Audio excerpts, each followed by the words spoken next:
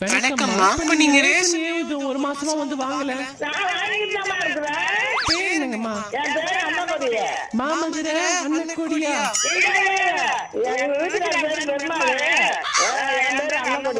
பெருமாள் அன்னக்குடி கிளேம்ஸ் போட்டு பார்க்கவா? ஏன் பேர்லாம் சொல்றீங்க? செல்வராஜ், மோகன்ராஜ், புஷ்பராஜ், பரிமளராஜ் வச்சிருக்கீங்க. நல்ல பிள்ளைக்கும் பின்னாடி ரேஷன் என்ன நீங்க வந்து இப்போ ஒரு பாட்டு பாடினா கொடுப்பாங்களாம்.